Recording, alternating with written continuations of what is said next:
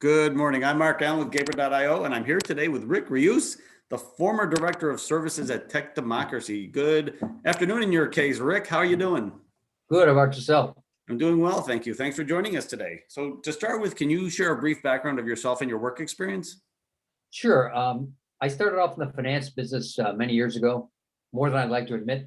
But from the finance business, I morphed into capital equipment and then IT services, which is where I've been for the last several years, mainly on the identity and access management side of things and some cybersecurity. Very good. And identity and access management, that seems to be a growing field right now. Would you agree with that? I would agree. It's become a known field, if you will. Originally, it wasn't known too well, but as things have blown up, across the industry, across the world, it's turned out that the only way you can make sure you keep the bad guys out and let the good guys in is by identity and access management, by having some parameters that identify a person as that particular person. Yes, and it does tie directly in with cybersecurity, which is Right. also another. Both of these things are growing fields within IT services right now. So, I mean, in general, what was your role in what I call it IAM? Yeah, it's a perfect way. Say the whole thing. Yeah. My role was to develop business, Mm. to find folks where it made sense for them to do business with us. So basically, I was looking at mainly the middle part of the U.S. is where I marketed to, where I called on and so forth, and try to find folks where it made sense, depending on what their situation was. Typically, someone who had experienced a recent merger or an acquisition, and they need to combine the identities, the directories where we all sit from both companies into one. And that's what that's what Tech Democracy and Radiant Logic did as well. I see. And I would assume that was more your not your small business, but your medium to large size businesses. Would that be a good way to look at it? Medium to very large. We're doing Fortune 100 folks, Fortune 5 and up typically. Oh, wow. And then, I mean, when you think about it, it's not hard to find them. You just got to go to downtown Chicago, right? Right. Yeah. It's not hard to find them. It's hard to get them to talk with you. That's the hard part. That's sales. Yes. And then, well, because I'm sure there's other people similar to yourself that are knocking on their doors, right? Right. And it's an interesting business because we had partners at Radiant Logic that we both competed with and partnered with. Depending on the situation and the opportunity, it's very unique. Other than a couple, you have pretty good relationships with your partners, and when you're competing, sometimes you end up working together. Just a different animal. Yes, it is, and I have to believe, and you can tell me, maybe I'm wrong, but once COVID hit, the need for that service became greater because people used to go into an office and log in from behind a firewall, right? Right. And all of a sudden, everybody was outside that firewall. So did that have a huge impact on your services? Yes, it's increased quite a bit. And the firewall has basically been replaced, if you will, by identity. Identity can zero in on if that person or that entity has the rights to get into your information. Identity access management, very simply, it keeps the bad guys out and lets the good guys in. Yes. It's a technology firewall, if you will. It's not a physical or I don't know what the right word might be, but an electronic firewall. It's not that. Identity is that it lets you know whether, if you see there's a John Smith and a Jay Smith, are they the same person or are they different? And am I supposed to let them in? So based on parameters that identify that person as the right person, things like birth date, things like names, things, different things, typically birth date, location, other not simple, but other identifying factors that separate them from other folks. So that one's John Smith and one's not James Smith. Yes. That sort of thing.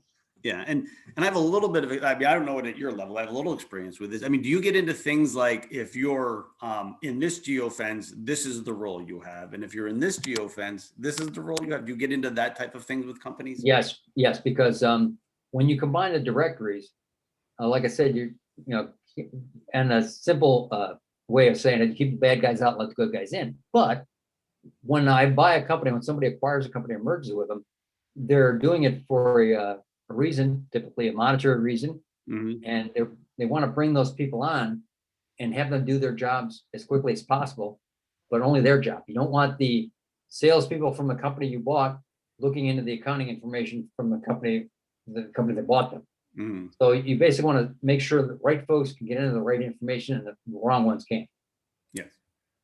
Yes. And I mean, that's actually, to me, that's the next part of identity management is, okay, now that you're in, Yeah. What do you get to see? To? Yeah. We know who you are. There's your identity. Yep. What are we giving you access to? Yeah. Come on in now. Exit over this way.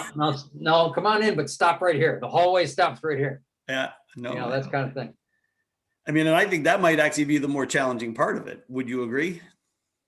As far as what? Making sure it's more challenging, the part of what they actually have access to, than the letting them in. Would you agree, or do you think it's equally? It's kind of goes together to an extent.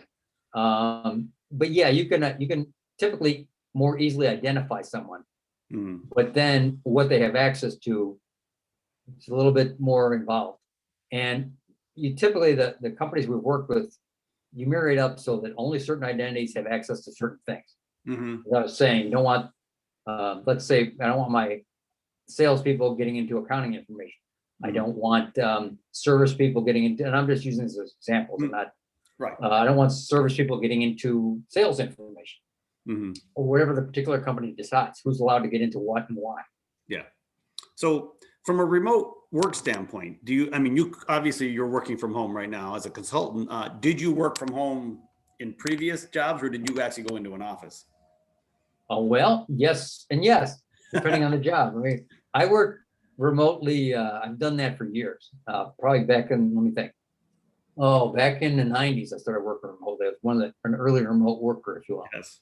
And the companies I was with, was kind of their MO. They were spread out. They didn't have a lot of locations. They wanted people out in the field and without any physical presence, if you will. For a while, I worked for Mitsubishi, and the headquarters is in Japan, obviously, something in New York, but we're all over the country. There were no offices all over the country. Wherever you were at, you were the office. So yeah. So in your opinion now, especially knowing what you know about identity and access management, and which it does open up the possibility for people to work remotely or distributed. What do you think is the future of remote work?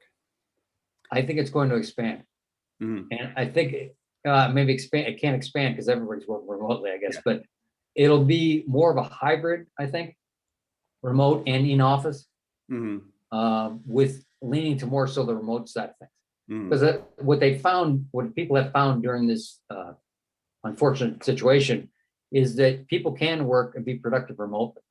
One of my sons is with a company called Equity Residential, which is the largest apartment holder in the country, one of the biggest in the world. If you remember, the guy Sam Zell? Have you heard of that gentleman?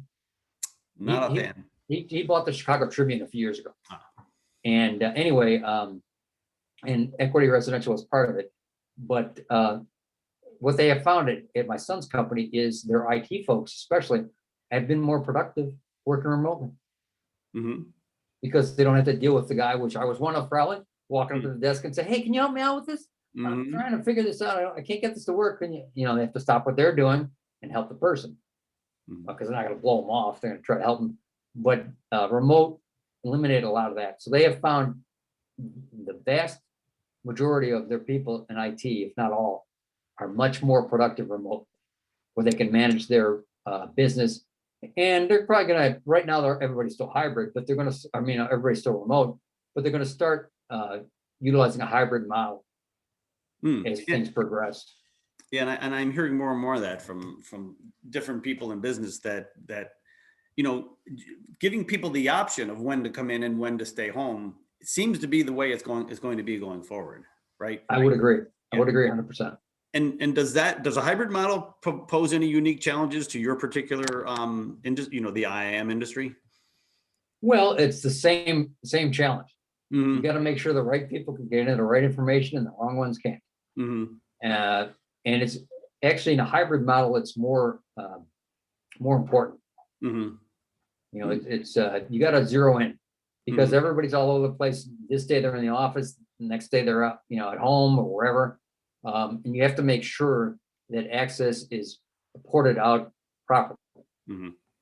And Yes. that comes down to defining who the person is and letting them in when they can, when you say they can. Yes. Yes. At different hours and all, it's, you know, it's just like a building security, right? The certain Right. people can get into the certain places at the certain time, and Right. That's what it comes down to at the end of the day. yes, and it's amazing how complicated it can be at times, right? I know you think it should be a simple thing, but it actually, especially these days, Yes. has become quite involved. Mm-hmm. Yes, I But would at agree. the end of the day, it's really it's somewhat simple. It comes down to the characteristics of that identity, that person, if you will. What are their characteristics, and what are they allowed to get into? Mm-hmm. If the person has these characteristics, okay, they can access this. If they only have all but one, no, you can't get in. Sorry. Mm-hmm. You know. Yeah, no, So I agree. Well, Rick, I want to thank you for your time today. It's been great talking to you. It's always great to talk to people well versed in security type fields, because I do think it's a real challenge, and it's it's growing and growing by the month, it seems like, right? yeah, it's not going to go anywhere but up. But thank you for inviting me, and thank you for letting me share my knowledge with your group. Appreciate it. Thank you. Good luck. Thank you. Take care. Same to you. Bye. Lots of luck.